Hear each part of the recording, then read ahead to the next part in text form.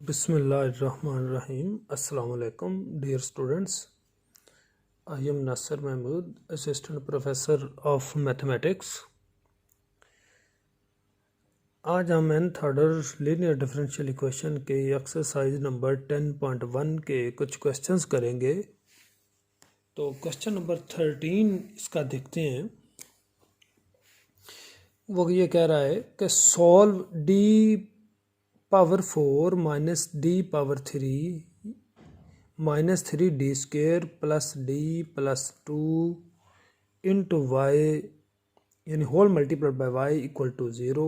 तो जैसे कि मैंने आपको पहले बताया हुआ है कि इसके जो पहले करेक्टरिस्टिक इक्वेशन फाइंड करते हैं यानी वाई का कोफिशिएंट ये सारा है।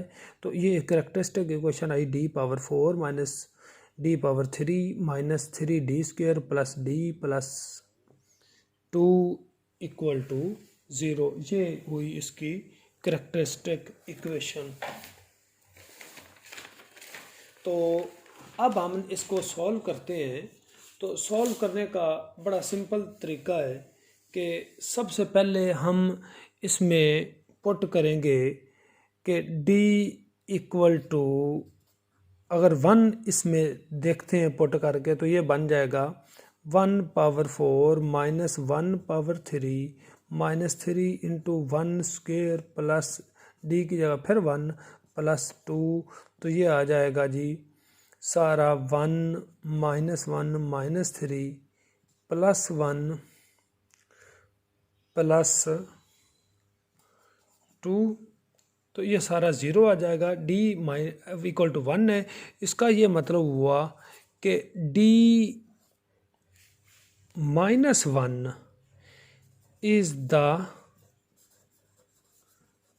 फैक्टर ऑफ 1 यानी इसका फैक्टर 1 है। एक और अगर आप इसमें d इक्वल टू 2 पुट करें इन 1 तो फिर ये 0 आ जाएगा। ये सारा क्या आ जाएगा इसमें की लेफ्ट हैंड साइड में पुट करेगा तो ये जैसे ये 1 पुट किया 0 है, इस पे भी 0 आ जाएगा। तो इसका ये मतलब हुआ कि d minus 2 is also the factor of 1 कि 2 भी इसका फैक्टर 2 रूट है तो d माइनस 2 इसका फैक्टर। इसका मतलब ये हुआ कि इस सारी इक्वेशन को d माइनस 1 भी डिवाइड करता है, सारी को d माइनस 2 भी डिवाइड करता है। यानी d माइनस 1 से मुराद का 1 रूट, d माइनस 2 से मुराद का 2 इसका रूट हुआ। अब दो तो रूट हमने ऐसे निकाली, इसको रिमाइंडर थ्योरम कहते हैं या फैक्टर थ्योरम भी कहते हैं। अच्छा, फैक्टर थ्योरम जिसमें 0 आ जाए वो फैक्टर थ्योरम होता है। अब हमने d माइनस 1 और d माइनस 2 एक तो कॉमन डिवीजन का तरीका है, लेकिन कॉमन डिवीजन के तरीके की बजाय हम एक सिंथेटिक डिवीजन यूज़ करेंगे। उससे ज़रा सिंपली और जल्दी क्वेश्चन सॉल्व हो जाता है, डिवाइड हो जाता है। यानी synthetic division using synthetic division. मैं सिंथेटिक डिवीजन का आपको प्रोसीजर समझा देता हूँ, उम्मीद है कि आपको समझ आ जाएगी कि ये जो d power 4 minus D power 3 minus 3 D square plus D plus 2 equal to 0 है। इस सारे के हम कोफिशिएंट्स लिखेंगे और वो लिखेंगे ज़रा तरतीब वाइज। d पावर 4 का कोफिशिएंट क्या आया जी 1, d पावर 3 का आया माइनस 1, डी स्क्वेयर का आया जी माइनस 3, फिर डी का आया जी 1, उसके बाद क्या है जी कांस्टेंट। ये तरतीब है। अगर कोई इसमें डी स्क्वेयर फॉर एग्जांपल नहीं है तो उसका कोफिशिएंट 0 हो जाएगा। यानी जो चीज़ अगर स्किप हो तो उसका कोफिशिएंट 0। तो इसका प्रोसीजर ये है, ये मैं आपको समझा रहा हूँ कि ये लाइन लगानी d इक्वल टू 1 इसका रूट है तो इसको यहाँ पे लिखेंगे 1 ने इसको सेटिस्फाई किया। 1 से मुराद का d माइनस 1 डिवाइजर हो गया। 1 रूट है, यहाँ पे 1 लिखेंगे तो डिवाइजर क्या हुआ d माइनस 1, यानी इस 1 का मतलब d minus 1 divisor. Synthetic division आपने ज़रा समझनी है कि पहले इसको नीचे ड्रॉप कर देना है एज इट इज़। ये जो टर्म है 1 नीचे।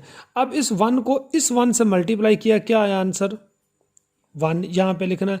अब इसमें ये प्लस करना है, क्या करना है, इन दोनों को प्लस करना है, जो आंसर है वो नीचे 0। अब इस 1 को फिर इस 0 से मल्टीप्लाई किया, क्या आ गया जी 0, फिर इनको प्लस किया तो आंसर आया जी -3। इस 1 को -3 से मल्टीप्लाई किया तो आंसर आया जी -3। 1 - 3 क्या आया जी -2। इस 1 को -2 से मल्टीप्लाई किया तो यह आ गया जी -2। अब इनको प्लस किया 2 - 2 आंसर आया जी 0। क्या है आंसर 0।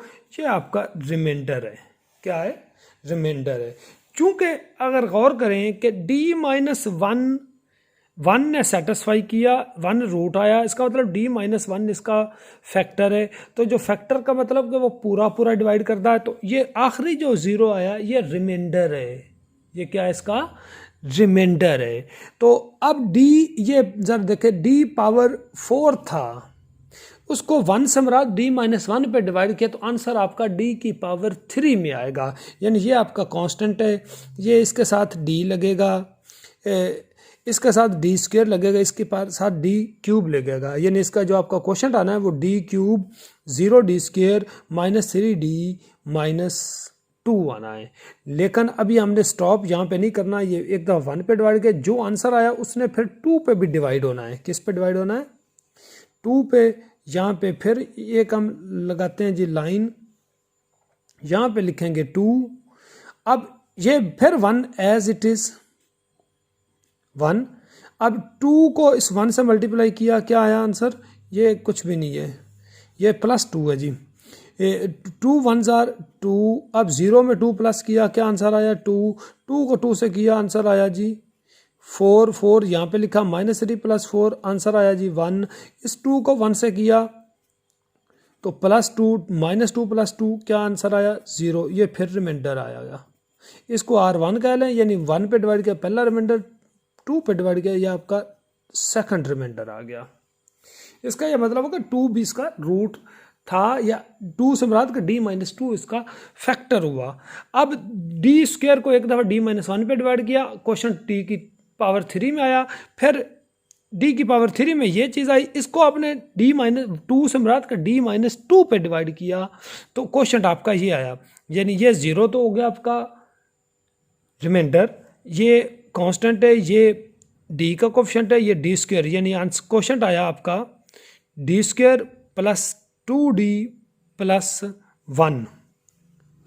समझ आ गई ना। मैं यहाँ पे लिख देता हूँ कि जो आपका QX यानी क्वोशंट है, यानी दोनों से D1 या D-1 से डिवाइड किया, और इसका मतलब D-2 पे, इस 1 का मतलब कि आपने D-1 से डिवाइड किया, इस 2 का मतलब आपने D-2 पे डिवाइड किया। तो आपका जो क्वोशंट यानी दोनों, इन दोनों पे डिवाइड करने के बाद ये मैं फिर बता रही, ये रिमाइंडर को तो स्किप हो जाएगा, ये कांस्टेंट है, ये इसके साथ D लगेगा, इसके साथ क्या लगेगा D⁻², या यहाँ पे कांस्टेंट या D⁻0, D⁻1 और D⁻2, यानी 1D²। 1 लिखने की ज़रूरत नहीं, वो अंडरस्टूड है, +2D और ये कांस्टेंट। तो इसका ये मतलब हुआ कि आपने साइंटिफिक नोटेशन और सिंथेटिक डिवीजन से इस सारे को जब सॉल्व किया तो आपके पास जो रिजल्ट आपके पास क्या आया, यानी ये D⁻4, मैं फिर लिख रहा हूँ, -D⁻3 -3D² + D + 2 = 0। आपने इसको डिवाइड किया जी D-1 पे, यानी इस 1 पे किया, इसका मतलब D-1, फिर आपने 2 पे डिवाइड किया यानी D-2, और फिर क्या आया, ये बचा इसका ये D² + 2D + 1 = 0।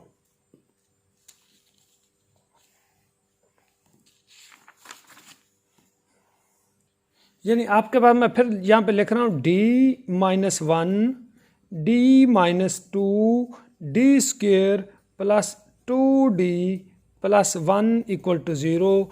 अब ये D-1 डी माइनस टू और ये डी प्लस वन का स्क्वायर है basically, D square plus two D plus one, D minus plus one का क्या है स्क्वायर है। इसका यह मतलब हुआ कि D minus one zero, D minus two zero और डी प्लस वन का स्क्वायर इक्वल टू ज़ीरो। यहाँ से डी की वैल्यू वन, यहाँ से डी की वैल्यू टू, ये डी प्लस वन का स्क्वायर है, इसका मतलब D plus one into D plus one equal to zero, इसका मतलब D equal to minus one. तो यानी ये सारी की जो करेक्टरिस्टिक इक्वेशन है डी की वैल्यूज आई वन, टू, माइनस वन और माइनस वन।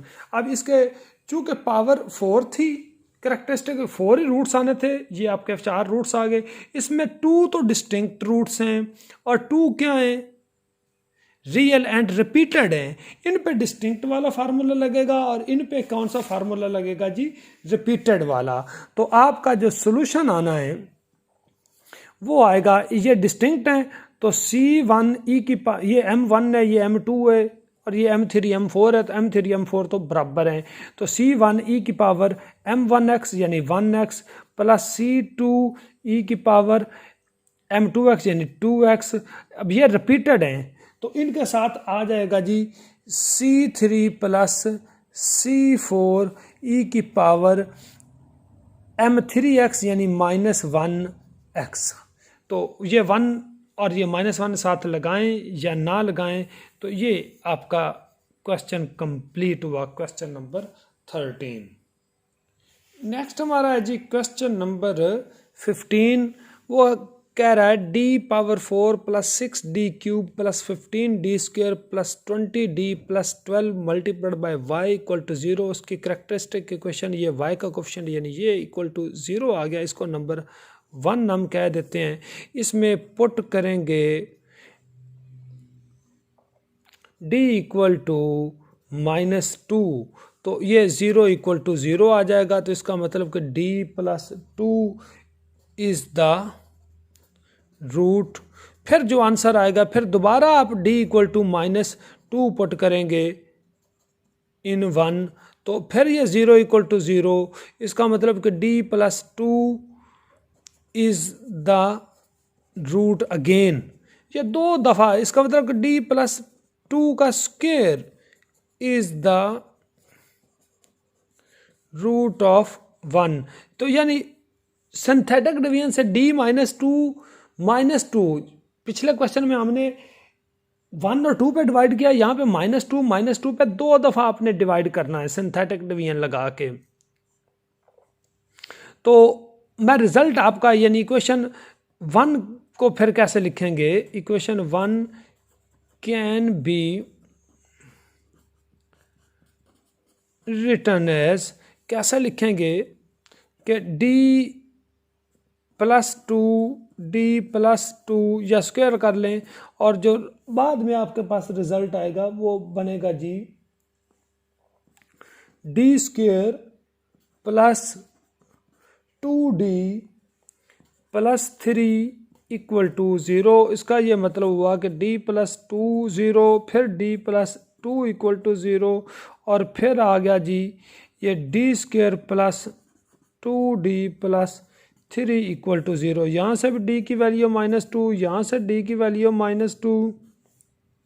और इसको जब सॉल्व करेंगे तो इसके फैक्टर नहीं बनेंगे बल्कि इसके वो क्वाड्रेटिक फार्मूला इस पे लगेगा। तो d की जो वैल्यूज आएंगी वो आएंगी -1 प्लस माइनस √2 अयोटा, अयोटा के ऊपर √ नहीं है। तो दो इसमें आपके आ गए जी डिस्टिंक्ट, दोनों रियल एंड रिपीटेड, और दो ये आपके आगे कम्प्लेक्स रूट्स। तो इसमें रिपीटेड और कम्प्लेक्स दोनों का फार्मूला लगेगा। तो y आपका जो आया ये रिपीटेड है यानी -2 तो C1 प्लस C2x e की पावर -2x, ये तो आ गया जी इनका रिपीटेड का। आगे जो कम्प्लेक्स है उसमें a आपका -1 है और b आपका है जी √2, b क्या है √2। तो वो e की पावर ax यानी कम्प्लेक्स में ax से मुराद के -1x और कांस्टेंट C3 cos bx यानी cos √2x plus C4 e की पावर साइन bx यानी √2x, x के ऊपर √2 नहीं है। तो ये आपका आंसर आ गया जी क्वेश्चन नंबर 15 का। इसके ऊपर सिंथेटिक डिवीजन मैंने नहीं लिखी। सिंथेटिक डिवीजन अब आपको पता है कि वो मैंने आपको तफसील से पिछले क्वेश्चन में समझा दी है, तो वो आपने उस तरीके से लगानी है। तो आपने इसके पहले 15 क्वेश्चंस की ट्राई करनी है। Thank you ji.